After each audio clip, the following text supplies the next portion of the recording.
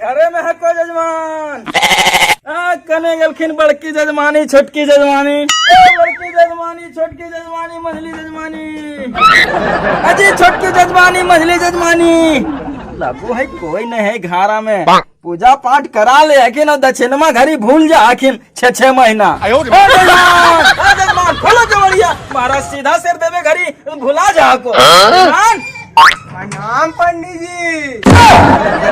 जजमान बताओ तोहर शादी करैला 6 महीना हो गए हैं जी दक्षिणमा भुला गलो की नहीं पंडित जी याद है हमरा। याद है तो कहीं है कि पंडित जी आके दक्षिणमा ले जा हैं? तो हम जनिया कहलकै ने कि हमरा साथ चल नहीं रहा चलिए तो अभी कल ही आइलियो। हाँ करतीये अलाई फोन में। अच्छा ठीक है लाबू मर दक्षिणमा महाराज लाबू जल्दी तो तू ही तो 6 महीना से नहीं लो पंडित जी तबे तो चल गलिए ससुराल।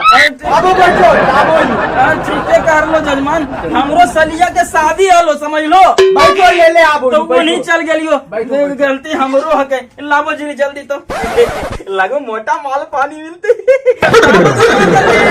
दूसर जगह भी जाए के हको तो फेरा में पंडित जी भूखल मरते ऐसा उससा तो झड़ गलो पंडित जी। अला पंडित जी बकरा ने बकरिया हाँ जानो को पैसवा तो शादी ब्याह में झड़ गए दे रहो दक्षिणा में जी दे रहियो चलिए ससुराल।